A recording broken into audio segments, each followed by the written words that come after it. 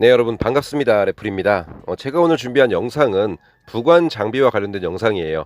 구독자분께서 어떤 부관 장비와 관련된 궁금증을 질문을 하셨고, 그래서 오늘은 부관 장비에 대한 좀 포괄적인 설명을 한번 해보도록 하겠습니다. 자, 일단 부관 장비를 획득하기 위해서는 캐시 상점에 가셔서 소환으로 가시면 오른쪽 위쪽에 부관 장비를 소환하는 창이 있습니다. 이렇게 소환 티켓을 가지고 있을 땐 돈이 들어가지 않지만, 소환 티켓을 사용하고 나면 꽤 큰 금액의 골드가 소비되는 걸 알 수가 있습니다. 한번 뽑아볼까요?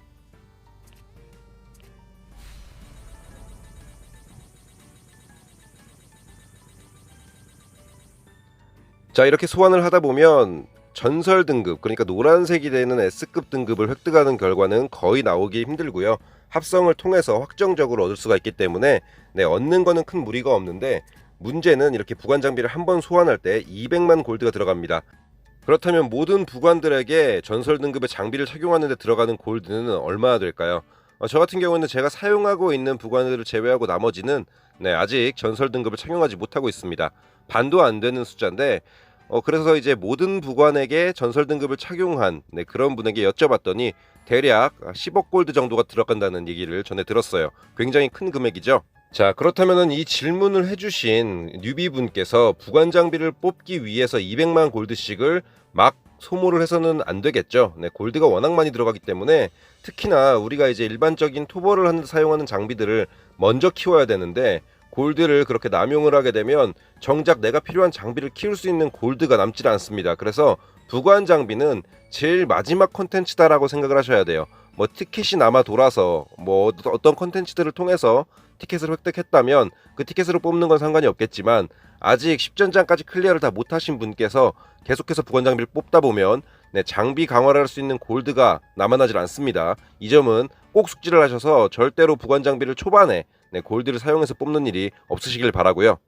자, 내가 어느 정도 골드가 여유가 생겼다 하시는 분들은 이제 골드로도 조금씩 뽑기 시작하실 거예요. 그렇다면 어떤 장비를 먼저 뽑아야 될까요? 일단 돈이 들어가는 거기 때문에 마구마구 뽑을 수는 없어요. 그리고 합성도 뭐 원하는 만큼 할 수는 없습니다. 그렇기 때문에 중요한 거를 먼저 짚어드리도록 할게요.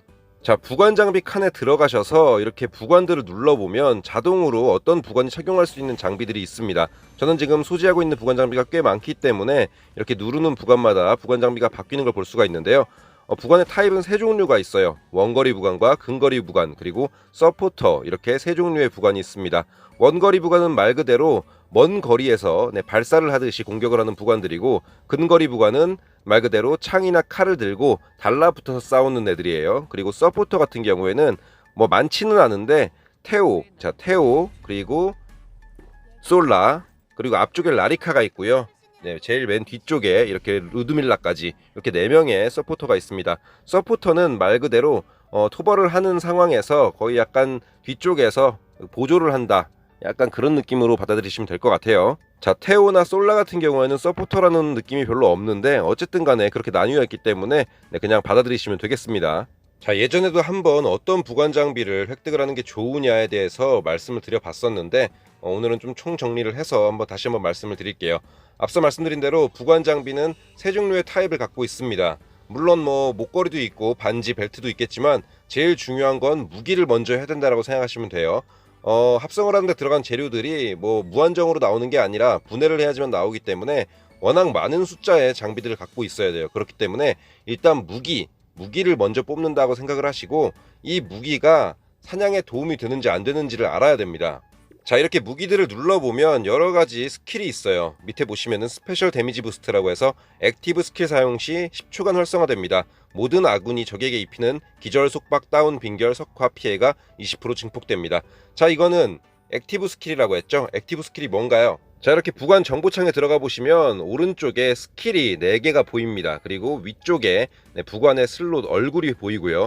이 얼굴이 보이는 스킬은 액티브 스킬이에요. 그러니까 여러분께서 원하시는 타이밍에 눌러서 사용하는 스킬이 바로 액티브 스킬입니다. 그리고 밑에 4개의 스킬은 비전 스킬이라고 해요. 어떤 특정 시간이 도달하면, 그리고 특정 환경이 됐을 때. 자, 그리고 밑에 있는 4개는 비전 스킬이라고 하는데, 이 비전 스킬은 특정 상황에서 발동이 되죠. 일정한 시간 동안에 발동이 되는 경우도 있고 특정한 상태에서 발동이 되는 경우도 있습니다. 이 오른쪽 아래쪽에 있는 4개는 비전 스킬이라고 하고, 이렇게 이 부관에 얼굴이 붙어있는 스킬, 눌러서 사용하는 스킬은 액티브 스킬이라고 합니다. 자, 다시 부관 장비로 돌아와서 이렇게 누르다 보면 여러 가지 스킬이 있는데 이 설명을 읽다 보면 여러 가지 다른 점들이 있어요. 비전 스킬에 피격당한 대상, 그리고 액티브 스킬에 피격당한 대상, 이렇게 두 종류의 스킬이 있기 때문에 이거를 잘 판단을 하시고 사용을 하셔야 됩니다. 자, 그럼 앞서서 말씀드린 대로 부관 장비 중에서 제일 먼저 여러분이 획득하면 좋을 것에 대해서 설명을 드릴게요. 자, 일단 근거리 장비예요. 근거리 부관들이 사용하는 장비고, 그 중에 무기에서 바로 이 페이탈 혼이라는 무기를 제일 많이 씁니다. 이거는 굉장히 중요한데요. 밑에 보시면 비전 스킬에 피격당한 대상이 받는 모든 피해를 8초간 15% 증폭시킵니다 라고 나와 있어요. 굉장히 좋은 스킬이고요. 사실 이 무기가 있고 없고가 토벌에도 굉장히 큰 영향을 끼쳐요. 비전 스킬들은 상당히 자주 발동이 되기 때문에 거의 발동이 되면 내가 줄 수 있는 데미지가 많이 상승이 되겠죠. 15%는 엄청난 수치입니다. 그래서 근거리 부관 중에 이 케일린이라는 부관과 제일 많이 쓰는 게 이 페이탈 혼이에요. 자, 페이탈 혼 같은 경우에는 15%가 증폭되지만 케일린 부관의 스킬을 눌러보면, 자, 액티브 스킬인데 받는 모든 피해를 15% 증폭시키죠. 그래서 케일린의 비전 스킬을 맞은 상태에서 이 체인 프리즌을 발동을 시키고 나면 30%의 데미지가 증가됩니다. 엄청난 데미지 수치이기 때문에 이런 부분을 잘 파악하셔서 사용하시면 굉장히 큰 도움이 됩니다. 그래서 여러분들은 근거리 부관 장비 중에서는 페이탈 혼을 제일 먼저 획득할 것을 추천드리고요. 자, 다음은 원거리 부관이 사용하는 무기 중에서 제일 추천드리는 장비입니다. 자, 눌러보시면 어설트 소울 버너라고 해서 역시나 아래쪽에 보시면 비전 스킬 사용 시 8초간 활성화됩니다 라고 나와 있죠. 모든 아군이 물리 공격력이 15% 증가가 돼요. 8초 동안 모든 아군. 그러니까 한 명은 근거리 부관이고 한 명은 원거리 부관일 때, 좀 전에 보여드렸던 근거리 부관의 무기와 이 원거리 부관의 무기를 갖고 있다면 30%의 데미지가 증폭이 될 수가 있어요. 엄청난 수치입니다. 정말 큰 수치이기 때문에 여러분들은 원거리 부관 장비 중에서는 이 어설트 소울 버너가 제일 좋다라고 생각하시면 되겠습니다.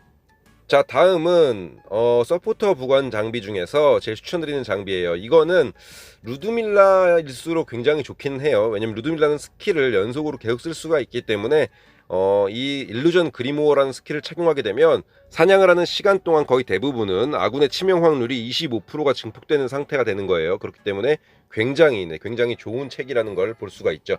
이렇게 무기에 대해서 설명을 드려봤고, 사실 이 정도까지 오시려면 10전장 하드는 깬 상태일 거예요. 10전장 하드를 깨기 전에 아마 부관 장비를 뽑으신다면 골드의 압박 때문에 게임을 접으실 확률이 굉장히 높습니다. 천천히 진행을 하시고요. 그리고 이제 뭐 희귀 장비 같은 거는 어떤 걸 착용해야 되는지 물어보시는 경우가 있는데, 사실 그렇게 중요하지 않습니다. 네, 희귀 장비 같은 경우에는 그냥 빈칸에 마구마구 채워주셔도 큰 문제가 없어요. 부관 장비가 제대로 효과를 발휘하는 건 이렇게 전설 등급으로 승급을 하고 나서다 라고 생각하시면 될 것 같습니다. 희귀 장비는 그냥 빈칸에 이렇게 비어 있으면 아무거나 꼽아 주셔도 큰 문제가 없기 때문에 여러분이 게임 하시는데 큰 지장은 없어요. 그리고 그다지 큰 도움이 되지 못합니다. 다만 이제 생명력 같은 경우에는 아무래도 막 죽는 부관들은 조금이라도 도움이 되겠죠. 하지만 수치가 워낙 미약하기 때문에 그렇게 큰 도움이 될 거라는 기대는 버리시는 게 좋습니다. 자, 오늘은 부관 장비에 대해 설명해봤고요. 여러분께 이제 좀 영상을 많이 만들어 드리려고 싶어도 제가 워낙 오랫동안 이 헌드레드 소울 유튜버를 했기 때문에 사실 어떤 걸 이제 올려야 될지도 모르겠어요. 그래서 댓글에다가 본인이 궁금하신 점을 올리시면 제가 성심성의껏 열심히 영상을 만들어 보겠습니다.